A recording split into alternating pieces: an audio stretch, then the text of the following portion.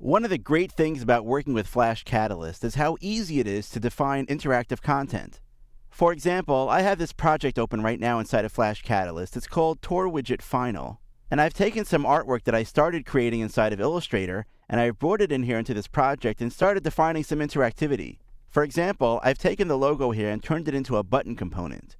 I've also added a really cool interaction that allows me to have the sun basically rise behind the mountains when you mouse over the logo, but when you mouse away from it, the sun kind of drops down below the horizon again. For example, if I go now to the File menu and I choose to run the project, this will now actually run in a web browser so I could see how this is going to work and function. So you'll see over here that when I move my mouse over this, the sun rises. When I move it out, the sun kind of sets.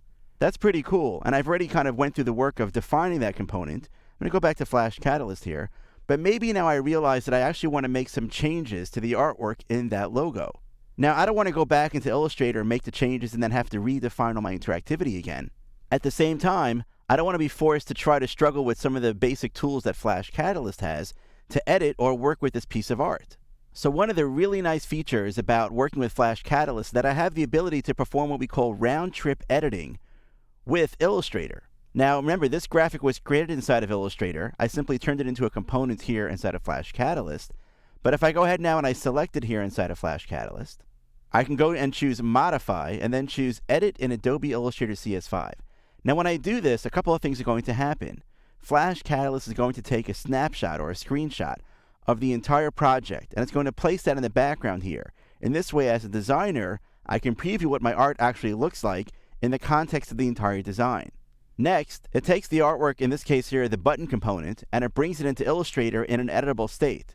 In fact, if I look at my layers panel, I can see that I have a layer here called button, but inside of it I also see the various states of that button. I have the up state, the over state, the down state, and the disabled state.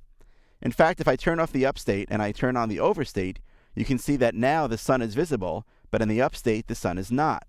Well, here I can start to make some changes.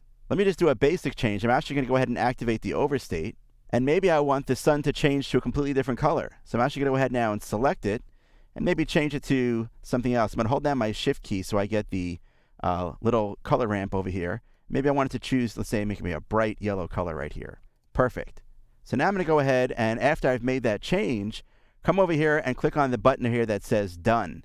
You see over here it says Editing from Adobe Flash Catalyst. I'm kind of in this special editing mode now. Illustrator knows that this artwork came from Flash Catalyst. When I click on the Done button, I'm now going to choose to save this file, and it's going to return me now back to Flash Catalyst. It's going to make those requested design changes that I made inside of Illustrator and put them directly inside of the component. So all I have to do right now is go back to the File menu and choose Run Project to see the change now being made already inside of the project. I don't have to worry about anything else for that matter. Notice that when I mouse over this, the sun now has that change that I made. So this is yet another example of the great synergy that exists between Illustrator and Flash Catalyst. If I start off working inside of Illustrator and then I bring my artwork into Flash Catalyst, I can start to add interactivity, yet knowing that any time that I need to, I can always return back to Illustrator with this round-trip edit function to make any design changes in my familiar Illustrator design environment.